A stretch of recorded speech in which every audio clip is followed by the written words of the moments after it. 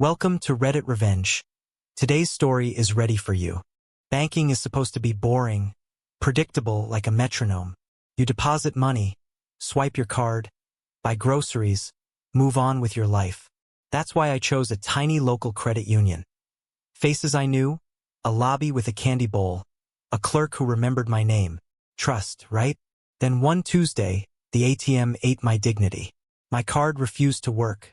Twice, so I went inside. The clerk smiled, typed, and handed me a one-time withdrawal code. "It pulls straight from your account," she said. "Built-in feature."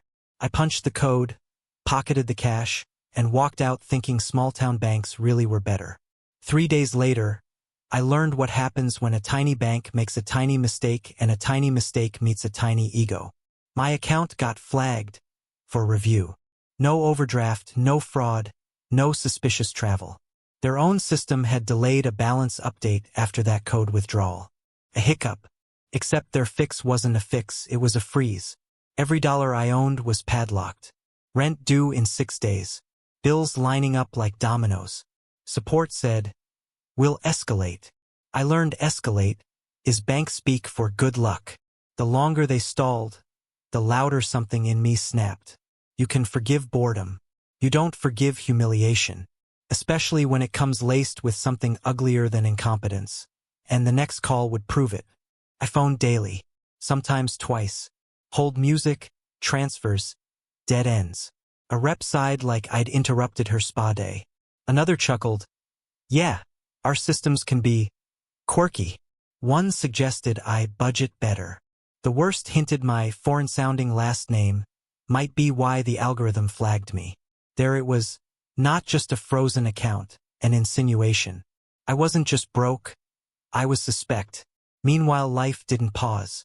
Landlord reminders, auto payments bouncing, friends offering to float me, which somehow felt like charity and pity wrapped together. I walked back into the branch with printouts and patience. "It'll unfreeze soon," the manager said. Eyes already on the next customer. "What's soon?" I asked. "Soon." Weeks crawled. My money sat in a digital box labeled later. The bank had 100 ways to say nothing, and I was hearing all 100 on a loop.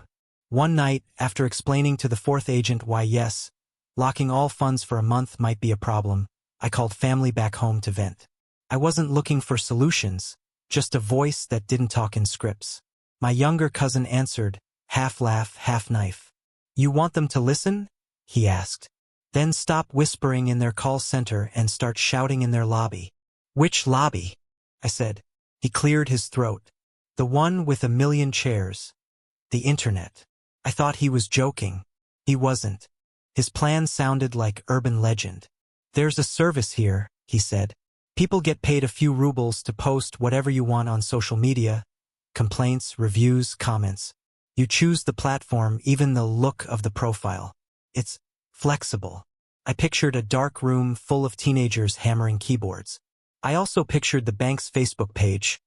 Glossy photos of ribbon cuttings and bake sales. How would a few angry comments matter? "It's not a few," he said. "It's a swarm." I bristled. Was this going too far? Then I heard the call center dude again, drawling my last name like a punchline, and the internal jury returned a verdict. They'd locked my money for their mistake. They'd mocked me while I begged for access to rent and food. If they wouldn't respond to quiet, maybe they'd respond to thunder. "How much?" I asked. He laughed. "How dramatic do you want to be? For $3, you'll make their intern cry."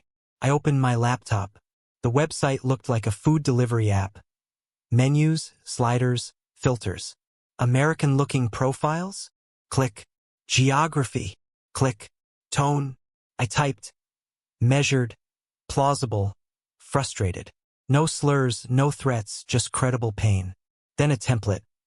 This credit union froze my funds for weeks over their error, then treated me like I was the problem.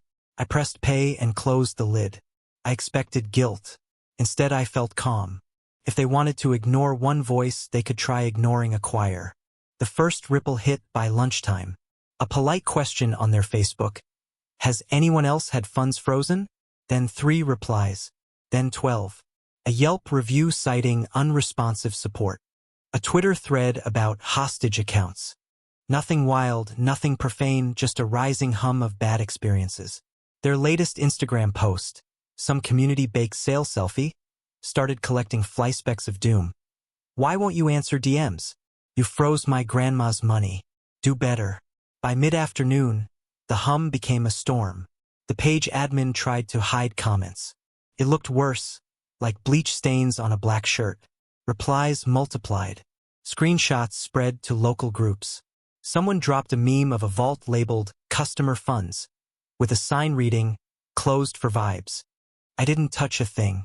The swarm didn't need me. It rolled across every channel they had, like water finding every crack in a foundation. Somewhere in that building, a notification counter spun like a slot machine. Somewhere, a marketing coordinator Googled, how to put out a fire you can't touch.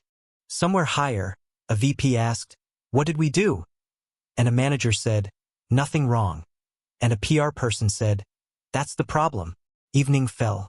The Candy Bowl lobby looked different in my mind now, less quaint, more stage. They'd been performing customer care. The audience was finally booing.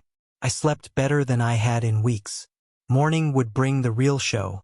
At 9:07 a.m., my phone rang with a number I recognized from hold music hell.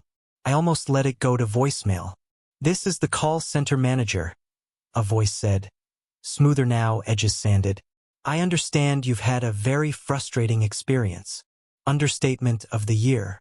He didn't dodge responsibility. He didn't blame systems. He didn't say soon. He said, we reviewed your file. The freeze should never have dragged on. We're unlocking your funds immediately. Then a pivot I didn't expect.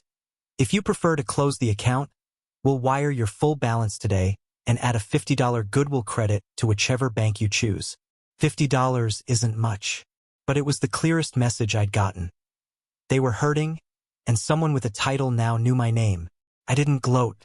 I confirmed the routing number to my new bank, double-checked the amount, and asked for an email confirming the release.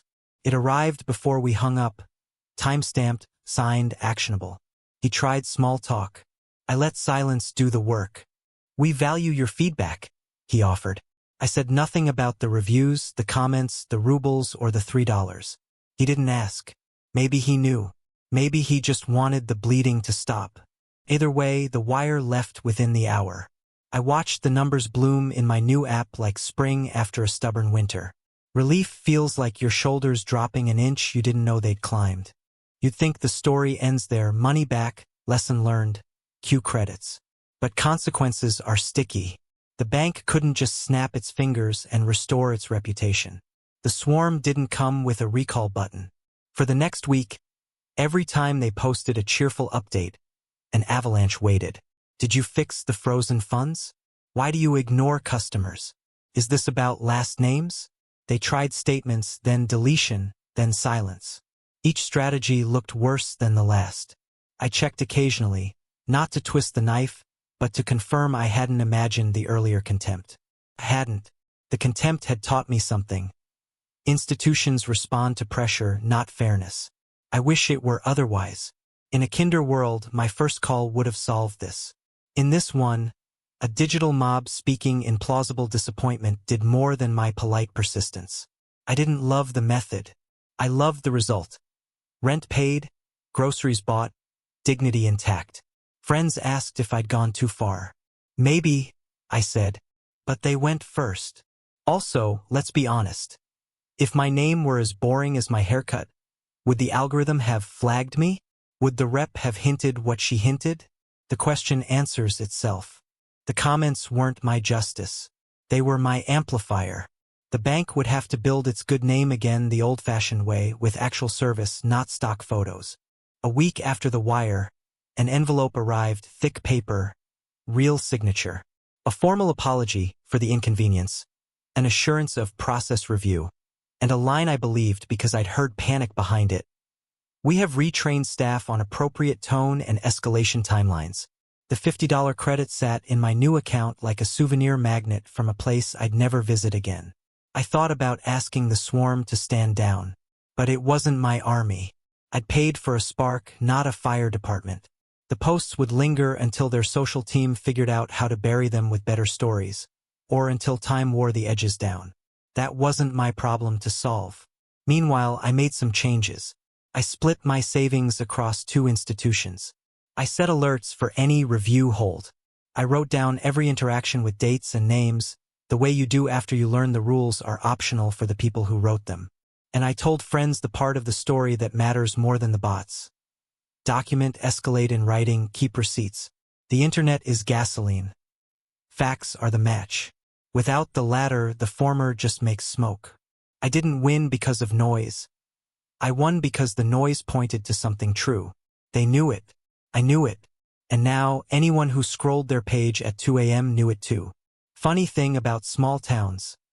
News travels fastest where reputation matters most. There's a version of this where I become the villain. The guy who weaponized strangers to dunk on a community bank. But here's the ethical math I actually did. 1. I told the truth. 2. I avoided slander. 3. I exhausted ordinary paths first. 4. I priced the pain at $3.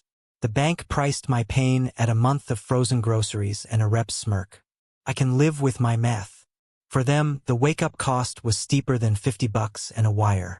It was the moment someone in a corner office realized quirky systems is not a PR strategy. It was the day a call center script got rewritten to remove the word soon. It was a meeting where someone braver than their title said, "We flagged a guy because of his last name, even if we won't admit it out loud." And maybe, just maybe, it was the decision that next time an account gets stuck because of their own code, they'll pick up the phone and say the 7 words that could have saved them all this. "We're sorry. We'll fix it right now." You don't need a swarm when you have those. But until companies remember, consumers will keep learning how to sing in chorus. $3 buys a lot of harmony. Ask their social media team. If they answer. Weeks later, a friend sent me a screenshot. The credit union had turned off public posts on Facebook. Comments limited. Yelp under review for unusual activity. That's one way to treat a rash, cover it with a sweater. I didn't cheer. I just filed it under avoidable. The same friend asked if I felt bad. I thought about the landlord who stopped texting question marks because my rent cleared. I thought about the cashier who didn't have to watch me count out cash because my card finally worked. I thought about the rep who pronounced my last name like it was an inconvenience. Then I thought about every polite email I'd written before the storm and every soon I'd been fed. I feel balanced, I said. Revenge is supposed to taste sweet. What I felt was level. A scale put back where it belonged. The credit union will probably be fine. They'll run a We Care campaign, sponsor a little league, hire a sharper social media vendor. Good. Let them earn it. As for me, I kept the $3 receipt, mostly to laugh at later. It's framed in my head beside a lesson I plan to teach my future kids. Be patient, be precise, and when an institution forgets you're human, remind them in a language they can't mute. Mine was a chorus. Yours might be a regulator. The point isn't the volume. It's the verifiable truth underneath it. In the end, I didn't need a lawyer or a screaming match, just a tiny budget and a plan. $3 bought a megaphone. The facts did the heavy lifting. The bank unlocked my money, paid me to leave, and learned that soon isn't a policy. I learned to split accounts, keep receipts, and never let a polite smile talk me out of my own dignity. That's my closure. Quiet, practical, and paid in full. Now I want to hear from you. What would you have done in my place? Would you have unleashed a social media swarm? Or gone through official complaints and waited it out? Drop your thoughts in the comments. I'll be reading. If you enjoyed this story, hit like, subscribe, and ring the bell so you don't miss the next one. And share this video with someone who loves a good revenge story. Thanks for watching. Stay sharp.